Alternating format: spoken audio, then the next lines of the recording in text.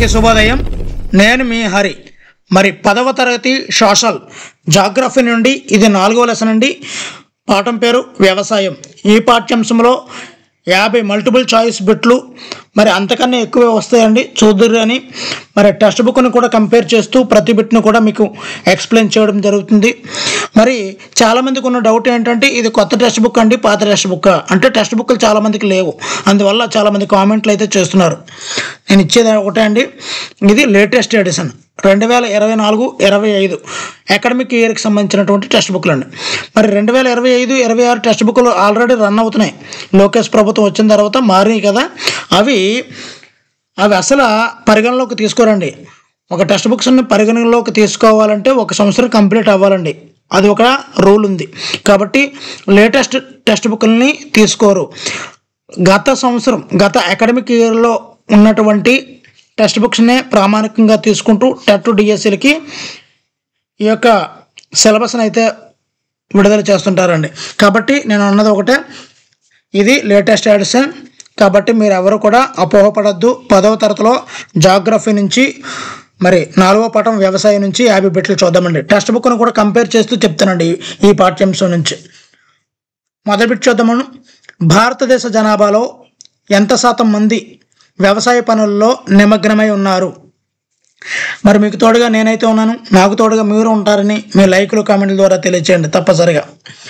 So answer option B 3/2 అండి. భారతదేశ జనాభాలో ఎంత శాతం మంది వ్యవసాయ పనుల్లో నిమగ్నమై ఉన్నారంటే 3/2, అంటే 3 వ్యక్తులలో 2 వ్యక్తులు వ్యవసాయ పనుల్లో నిమగ్నమై ఉన్నారని. నెక్స్ట్, ఇది చాలా చాలా చాలా ఇంపార్టెంట్ బిట్ అండి. ఈశాన్య రాష్ట్రాలైనటువంటి, దీంతోపాటు రిలేటెడ్ కూడా చూపిస్తాను మీకు. ఈశాన్య రాష్ట్రాలైనటువంటి అస్సాం, మేఘాలయలో నరుకు మరియు కాల్చు ఈ వ్యవసాయాన్ని ఏమని పిలుస్తారు? చాలా చాలా ఇంపార్టెంట్ అండి. ఆన్సర్ ఆప్షన్ సి జూమింగ్ వ్యవసాయం అంటారండి. నరుకు మరియు కాల్చు అనే వ్యవసాయాన్ని అస్సాం మరియు మేఘాలయలో జూమింగ్ వ్యవసాయం అంటారండి. ఇప్పుడు మనం చూద్దాము.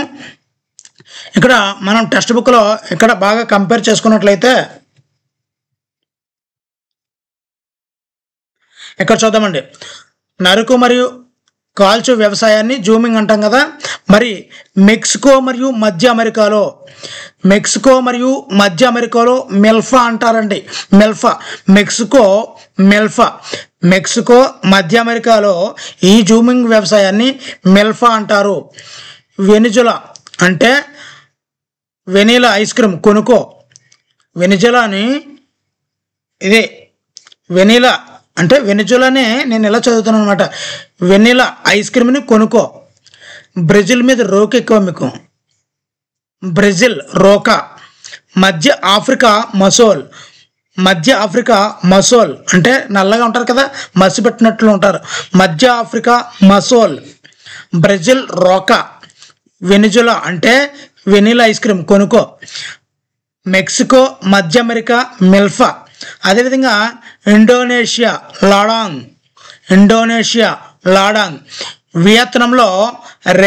వియత్నాం రే అని ఈ జూమింగ్ వ్యవసాయాన్ని పిలుస్తుంటారండి. ఓకేనండి, ఈ జూమింగ్ వ్యవసాయం మీద చాలా చాలా చాలా ఇంపార్టెంట్ బిట్లు ఉంటాయండి. ఓకేనండి. నెక్స్ట్, మూడవది, ఆంధ్రప్రదేశ్లోని ఆదిమ జీవనాధార వ్యవసాయాన్ని ఏమని పిలుస్తారు? ఆంధ్రప్రదేశ్లో ఆదిమ జీవనాధార వ్యవసాయాన్ని ఏమని పిలుస్తారు?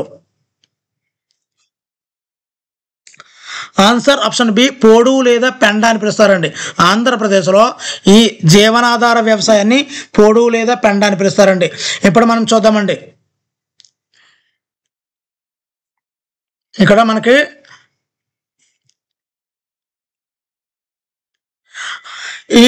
ఇక్కడ ఆదిమ సాగును మధ్యప్రదేశ్లో బేవార్ అంటామండి. బేవర్ అంటే బేవర్స్ అంటారు కదా, అలా కాదండి.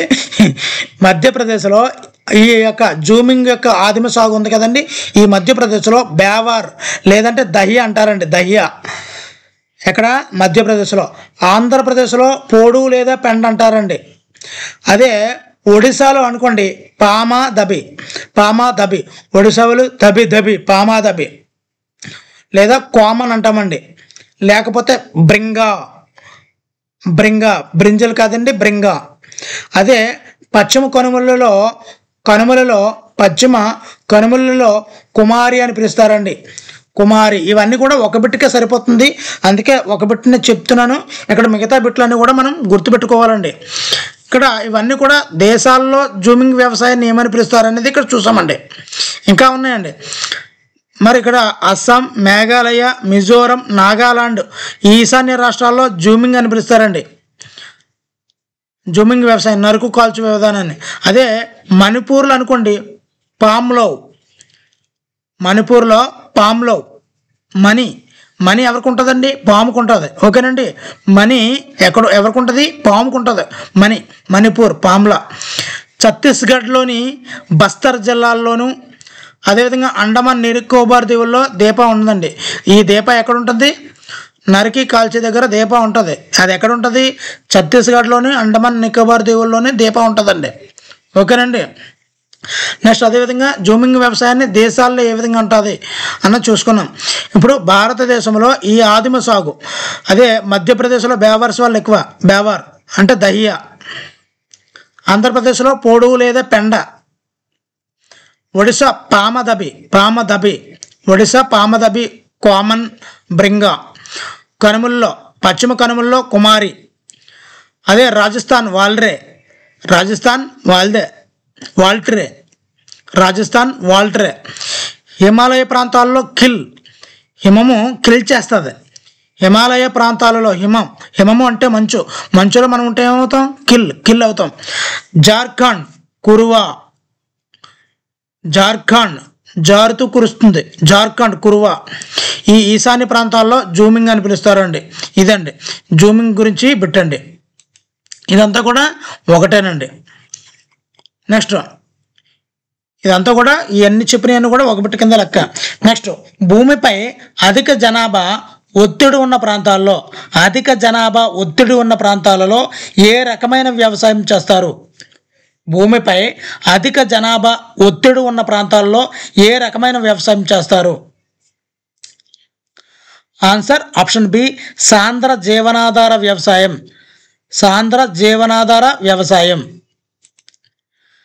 నెక్స్ట్ చూద్దామండి. 5వది, ఒక పంటను విస్తారమైన భూభాగంలో పండించే వ్యవసాయ పద్ధతిని ఏమంటారు? ఒక పంటను విస్తారమైన భూభాగంలో పండించే వ్యవసాయ పద్ధతిని ఏమంటారు? ఆన్సర్ ఆప్షన్ బి, వాణిజ్య వ్యవసాయం అని కూడా పిలుస్తారండి. ఒక పంటను విస్తారమైన భూభాగంలో పండించే వ్యవసాయ పద్ధతిని వాణిజ్య వ్యవసాయం అంటారండి. అంటే తోటల పెంపకం అది ఉంటుంది కదా, ఇవన్నీ కూడా వాణిజ్య వ్యవసాయంలోకి వెళ్తాయండి. నెక్స్ట్ భారతదేశంలో రబీ పంట కాలం ఏది?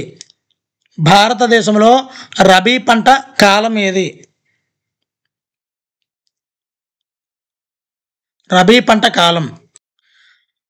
ఆన్సర్ ఆప్షన్ బి, అక్టోబర్ నుండి డిసెంబర్ వరకు ఉంటుందండి ఈ రబీ కాలం. అంటే రబీ కాలం పంట అంటే ఇది శీతాకాలంలో విత్తుతుంటారండి, అంటే విత్తనాలను విత్తుతూ ఉంటారు. మొత్తం భారతదేశంలో ఎన్ని రకాల పంటలు ఉంటాయంటే 3 రకాలండి, 3 రకాలు. అవి ఏంటంటే రబీ, ఖరీఫ్, జైద్ అని కూడా పంట ఉంటుందండి. 3 రకాల పంటలను అయితే పండిస్తుంటారు, రబీ, ఖరీఫ్, జైద్ అండి. ఓకేనండి. నెక్స్ట్ 7వది, రబీ మరియు ఖరీఫ్ పంట కాలాల మధ్య వచ్చే స్వల్పకాలపు పంటను ఏమంటారు? ఇప్పుడే ఆల్రెడీ చెప్పడం జరిగింది, రఫా మన మామూలుగా ఉండదండి. మనం రబీ మరియు ఖరీఫ్ పంట కాలాల మధ్య వచ్చే స్వల్పకాలపు పంటను ఏమంటారు అంటే ఆన్సర్ ఆప్షన్ ఏ, జైద్ అంటామండి. జైద్ ఇప్పుడే చెప్పాను అదే. నెక్స్ట్ 8వది, ప్రపంచంలో వరిని అత్యధికంగా ఉత్పత్తి చేసే 2వ దేశం ఏది? ప్రపంచంలో వరిని అత్యధికంగా ఉత్పత్తి చేసే 2వ దేశం ఏది? ఆన్సర్ ఆప్షన్ సి, భారతదేశం అండి. వరిని ఎక్కువగా ఉత్పత్తి చేసే 2వ దేశం భారతదేశం. మరి మొదటి దేశం ఏది అంటే మనం చైనా అని చెప్పుకోవచ్చండి. వరిని అత్యధికంగా ఉత్పత్తి చేసే మొదటి దేశం చైనా అయితే రెండవ దేశం భారతదేశం అండి. ఓకేనండి. మరి ఈ వరి సాగుకు ఎంత వార్షిక వర్షపాతం అవసరం? ఎంత వార్షిక వర్షపాతం అవసరం? వరి సాగుకు ఎంత వార్షిక వర్షపాతం అవసరం అంటే ఆన్సర్ ఆప్షన్ సి 100 సెంటీమీటర్ల కంటే ఎక్కువ వర్షపాతం అనేది ఈ వరి సాగుకి అవసరం అవుతుందండి. అలాగే ఎన్ని డిగ్రీ సెంటీగ్రేడ్ కావాలి అని అడిగితే 25 డిగ్రీ సెంటీగ్రేడ్ అండి. 25 డిగ్రీ సెంటీగ్రేడ్ కన్నా ఎక్కువ, 100 సెంటీమీటర్ల కంటే ఎక్కువ ఈ వరి సాగుతుందండి. ఇది వరి అనేది ఒక ఖరీఫ్ పంట అండి, ఖరీఫ్ పంట. నెక్స్ట్ 10వది అస్సాం మరియు పశ్చిమ బెంగాల్లో సంవత్సరానికి 3 సార్లు పండించే వరి పంటల పేర్లు ఏమిటి? 3 సార్లు పండించే వరి పంటల పేర్లు. ఆన్సర్ ఆప్షన్ బి ఆస్ అమన్ బోరో. ఇది ఆస్ అమన్ బోరో అనేది చాలా చాలా ఇంపార్టెంట్ అండి. అస్సాం బెంగాల్లో సంవత్సరానికి 3 సార్లు పండించే వరి పంటల పేర్లు అండి ఇవి. నెక్స్ట్ 11వది భారతదేశంలో రెండవ అతి ముఖ్యమైన తృణధాన్య పంట ఏది? భారతదేశంలో రెండవ అతి ముఖ్యమైన తృణధాన్య పంట ఏది? ఆన్సర్ ఆప్షన్ సి గోధుమ అండి, గోధుమ. మరి ఇక్కడ వరి పండించాలంటే 100 సెంటీమీటర్ల వర్షపాతం, సాంవత్సరిక వర్షపాతం అనేది 100 సెంటీమీటర్ల కన్నా ఎక్కువ ఉండాలి. కానీ ఈ వరికి 50 నుంచి 75 సెంటీమీటర్ల వర్షపాతం ఉంటే సరిపోతుందండి. దీన్ని తృణధాన్య పంట అని కూడా అంటారు. రెండవ అతి ముఖ్యమైనది ఇది వస్తుందండి ఆల్రెడీ. ఈ గోధుమ పంటకు ఎంత వర్షపాతం అవసరం ఆల్రెడీ చెప్పేశానండి. 50 నుంచి 75 సెంటీమీటర్ల వర్షపాతం అయితే అవసరం అవుతుందండి. నెక్స్ట్ 13వది ఇనుము, కాల్షియం మరియు ఇతర సూక్ష్మ పోషకాలు పుష్కలంగా ఉండే పంట ఏది? ఇనుము, కాల్షియం మరియు ఇతర సూక్ష్మ పోషకాలు పుష్కలంగా ఉండే పంట ఏది? ఆన్సర్ ఆప్షన్ సి రాగి. ఈ రాగి పంట అనేది చిరుధాన్యాలు అంటారండి. చిరుధాన్యాలు లేదంటే ముతక పంట అని కూడా అంటారండి. ముతక పంట అని కూడా పిలుస్తుంటారు. దీన్నే చిరుధాన్యాలు లేదా ముతక ధాన్యాలు అని కూడా పిలుస్తుంటారండి మనం. ఓకేనండి. నెక్స్ట్ విస్తీర్ణము మరియు ఉత్పత్తి పరంగా భారతదేశంలో 3వ అతి ముఖ్యమైన ఆహార పంట ఏది? 3వ అతి ముఖ్యమైన ఆహార పంట ఏది అంటే జొన్న అని చెప్పుకోవచ్చండి. జొన్న అనేది విస్తీర్ణ పరంగాను ఉత్పత్తి పరంగాను భారతదేశంలో 3వ అతి ముఖ్యమైన ఆహార పంట అండి. మొదటిది మనం చెప్పుకున్నాము వరి, రెండవది చెప్పుకున్నాము గోధుమ, మూడవది చెప్పుకున్నాము జొన్న. ఓకేనండి. ఈ జొన్న అనేది ఎక్కువ తేమ ఉంటుంది కదా, ఆ ప్రాంతాలలో పండే పంట అండి. ఎక్కువ తేమ ఉన్న ప్రాంతాల్లో పండించే పంట ఏదంటే ఈ జొన్న అండి. ఇది ఒక వర్షాధార పంట అండి. అలాగే ఈ జొన్నకి నీటిపారుదల అనేది అవసరమే లేదండి. నెక్స్ట్ ఆహారంగాను మరియు పశుగ్రాసంగాను ఉపయోగపడే పంట ఏది? ఆహారంగాను ఉపయోగిస్తాము మరియు పశుగ్రాసంగాను ఉపయోగపడే పంట ఏది? ఆన్సర్ ఆప్షన్ సి మొక్కజొన్న అండి, మొక్కజొన్న. మరి ఈ మొక్కజొన్నకు పురాతన ఒండ్రు నేలలు ఉంటాయి కదండి, ఒండ్రు నేలలు.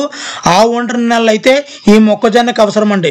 మరి ఈ మొక్కజొన్న పంట పండాలి అంటే 21 నుంచి 27 డిగ్రీల సెంటీగ్రేడ్ ఉష్ణోగ్రత అవసరం అండి. 21 నుంచి 27 డిగ్రీ సెంటీగ్రేడ్ ఉష్ణోగ్రత అయితే అవసరం. ఇది పురాతన ఒండ్రు నేలలు అనేవి ఈ మొక్కజొన్న పంటకి అవసరం వస్తుంటాయండి. నెక్స్ట్ 16వది ప్రపంచంలో పప్పు ధాన్యాల ఉత్పత్తిలో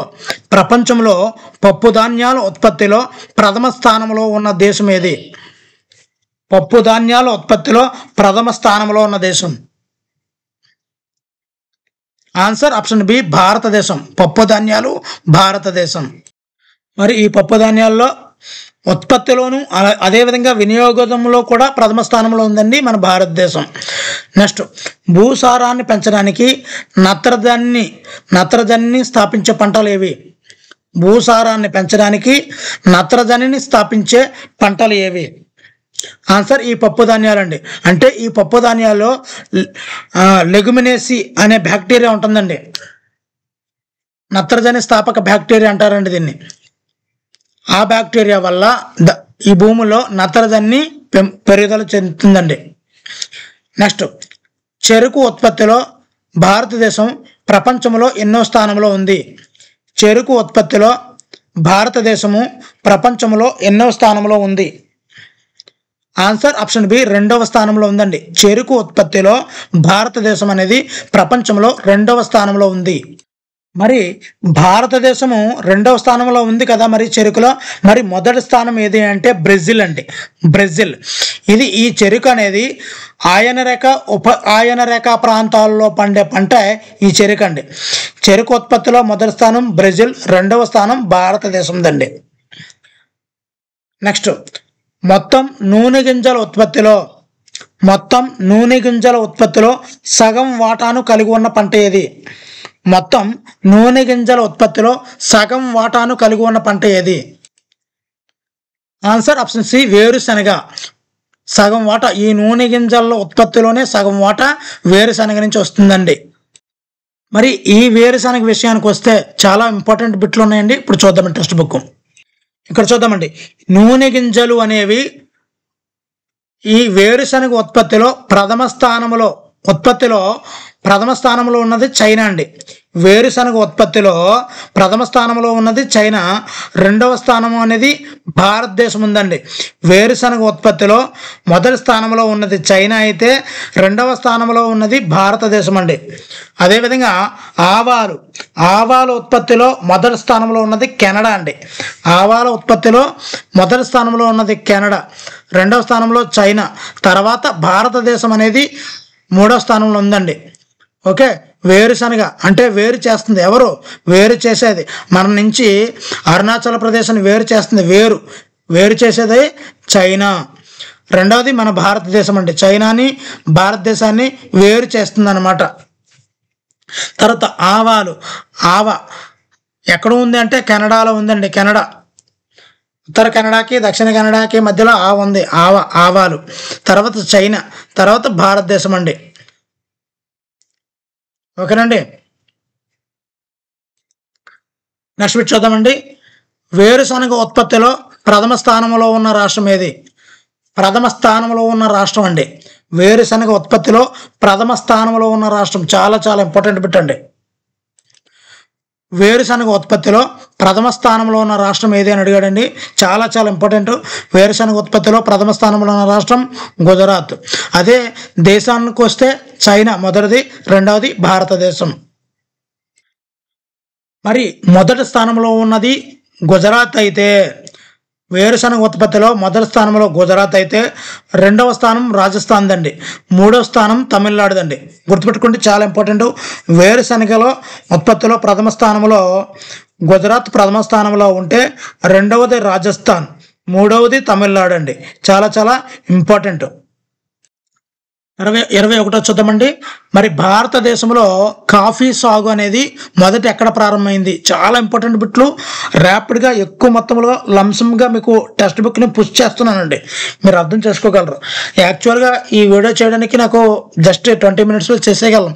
కానీ ఏంటంటే ఎక్కడో మిస్ అవుతున్నారు, ఇంకా కంటెంట్ మిస్ అవుతున్నారు మా మిత్రులు అనే ఉద్దేశంతోనే ఎక్కడెక్కడైతే అక్కడి నుంచి ఒక టాపిక్ నుంచి ఇప్పుడు జూమింగ్ అనే టాపిక్ నుంచే ఆ ఒక్క టాపిక్ నుంచి ఒక 10 బిట్లు ఏరేయచ్చు. కానీ ఆ ఒకటే బిట్ తీస్తూ అక్కడ మొత్తం టాపిక్ని అనలైజ్ చేయడం జరుగుతుందండి. ఈ విధంగా మనం చేయడం వల్ల కొద్దిగా ఎక్కువ టైం అయినా మంచి రిజల్ట్ అయితే వస్తుందనేది నా అభిప్రాయం అండి. మరి భారతదేశంలో కాఫీ సాగు అనేది మొదట ఎక్కడ ప్రారంభమైంది? ఆన్సర్ ఆప్షన్ బి, బాబా బుడాన్ కొండల్లో అండి. బాబా బుడాన్ కొండల్లో కాఫీ సాగు అనేది మొదట ప్రారంభమైందండి. ఇదిగోండి ఇక్కడ కాఫీ పంటని ఏరడం అది మనం ఇక్కడ చూస్తున్నాము. మనం కాఫీ పంటని ఏరడం అనేది ఇక్కడ మనం చూస్తున్నాము. మరి ఇది ఇక్కడ బాబా బుడాన్ కొండలపై మొదటిసారిగా చేస్తున్నారండి. ఆ తర్వాత ప్రస్తుతం కర్ణాటక, కేరళ, తమిళనాడులో నీలగిరి పర్వతాల్లో పండిస్తున్నారండి. అదేవిధంగా ఇక్కడ తేయాకులో చైనా మొదటి స్థానంలో ఉందండి. వాళ్ళు తెయ్యాలి అనుకుంటాం కానీ వాళ్ళ మొదటి స్థానంలో ఉన్నారు తేయాకులో.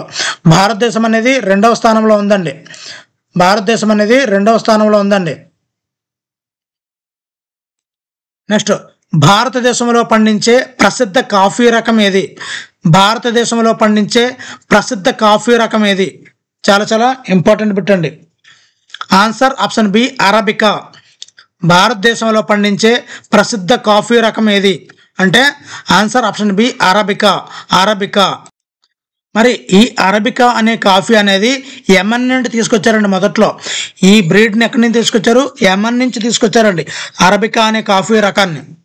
ఓకేనండి. నెక్స్ట్, రబ్బర్ పంటకు ఎంత వర్షపాతం అవసరం?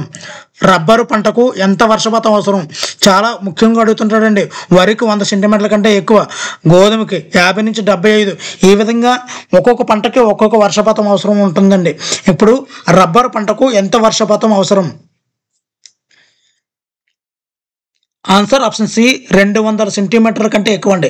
200 సెంటీమీటర్ల కంటే ఎక్కువ ఈ రబ్బర్ పంటకు వర్షపాతం అయితే అవసరం అవుతుంటుందండి.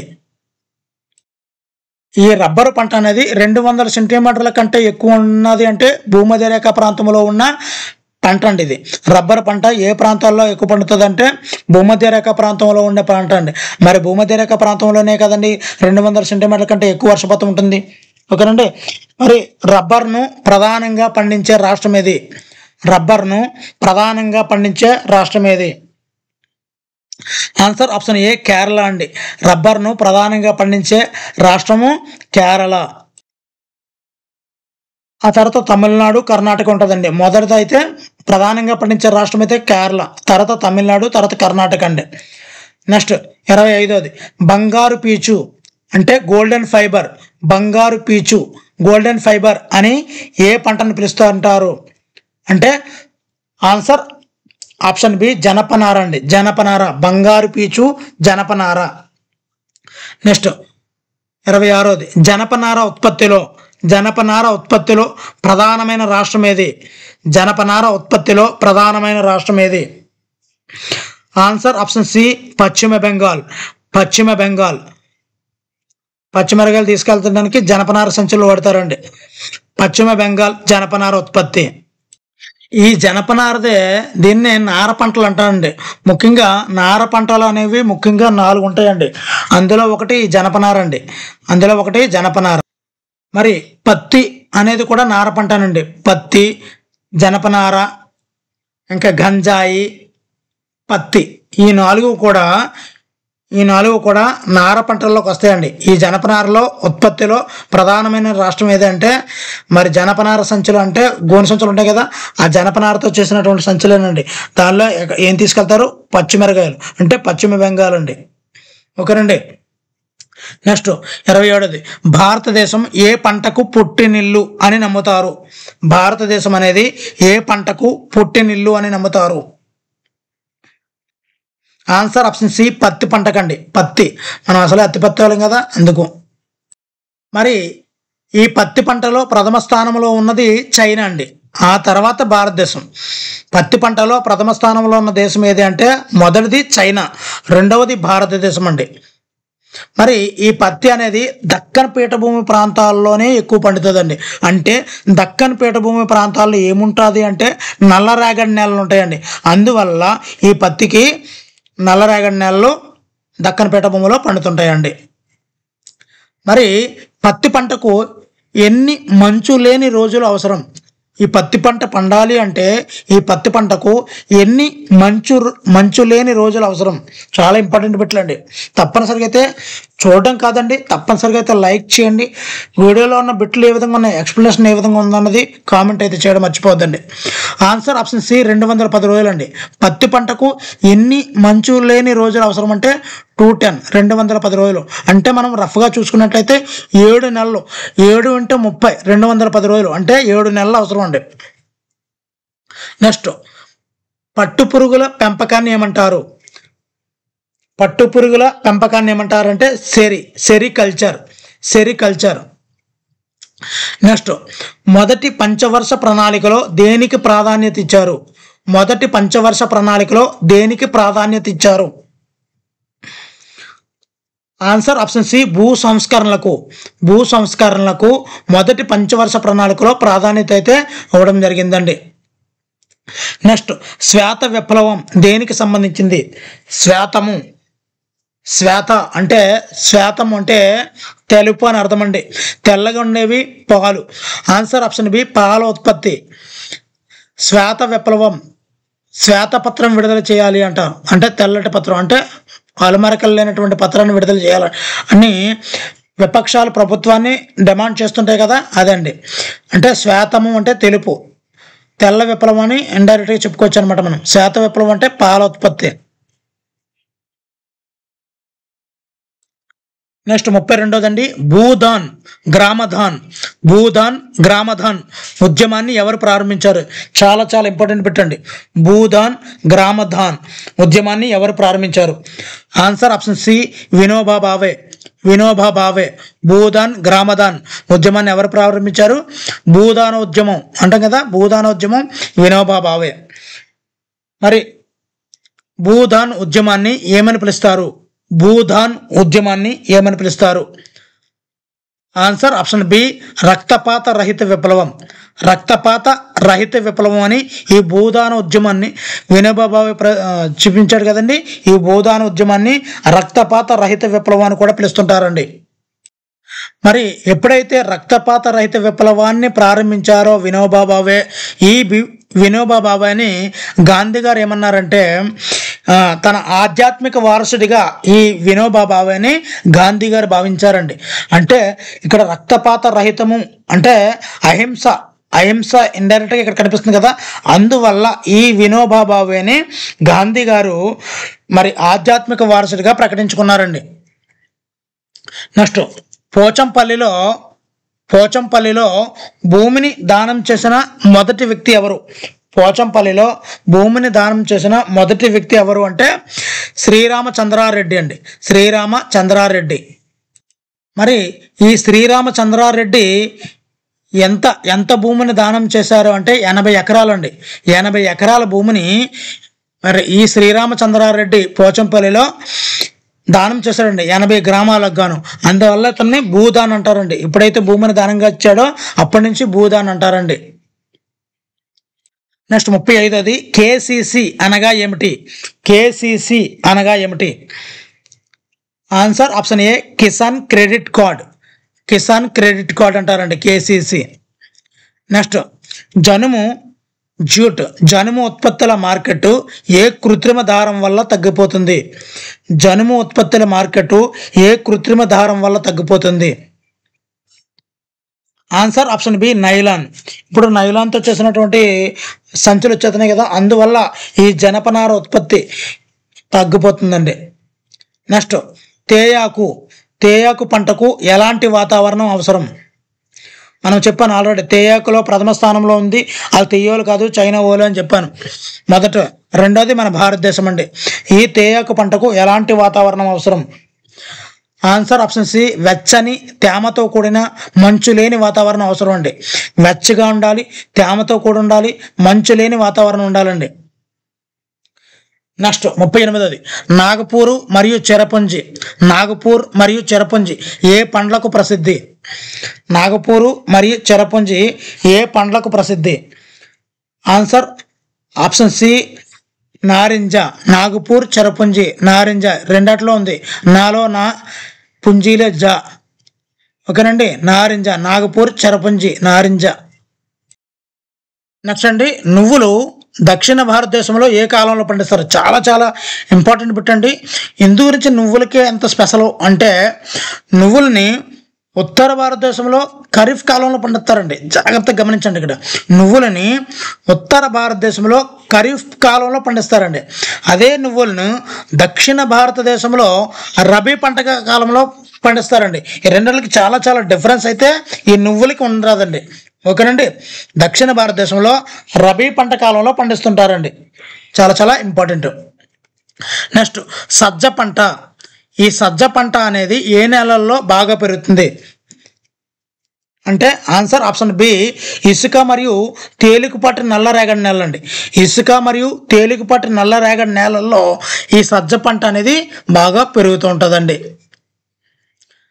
నెక్స్ట్ కేరళ, మిజోరం మరియు తమిళనాడులో ఏ పండు ఎక్కువగా పండుతుంది? కేరళ, మిజోరం మరియు తమిళనాడులో ఏ పండు ఎక్కువగా పండుతుంది? ఆన్సర్ ఆప్షన్ సి అరటిపళ్ళు. కేరళ, మిజోరం, తమిళనాడు అరటిపళ్ళు. నెక్స్ట్ మొక్కజొన్న పంటకు, ఇది ఆహార పంటగాను అదేవిధంగా పశుగ్రాసంగాను ఉపయోగించే పంట మొక్కజొన్న. ఈ మొక్కజొన్న పంటకు అవసరమైన ఉష్ణోగ్రత ఎంత? చాలా ఇంపార్టెంట్ అండి. ఆన్సర్ ఆప్షన్ బి 21 నుంచి 27. మన దగ్గర పండే పంటలకు ఎక్కువగా ఈ అట్మాస్ఫియర్ పెడితే సరిపోతుందండి. ఓకేనండి. నెక్స్ట్ ఒడిశాలో, ఆల్రెడీ చెప్పాను, ఒడిశాలో పోడు వ్యవసాయానికి గల మరో పేరు ఏమిటి? ఒడిశాలో పోడు వ్యవసాయానికి గల మరో పేరు ఏమిటి?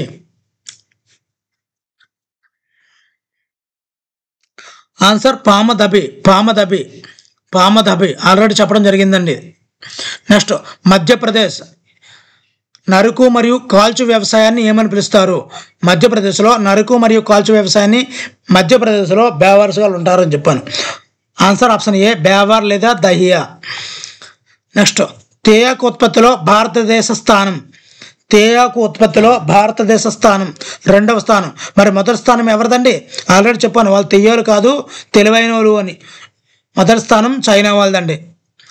నెక్స్ట్ ప్రపంచంలో పండ్లు మరియు కూరగాయల ఉత్పత్తిలో, ప్రపంచంలో పండ్లు మరియు కూరగాయల ఉత్పత్తిలో భారతదేశ స్థానం ఎంత? ప్రపంచంలో పండ్లు మరియు కూరగాయల ఉత్పత్తిలో భారతదేశ స్థానం.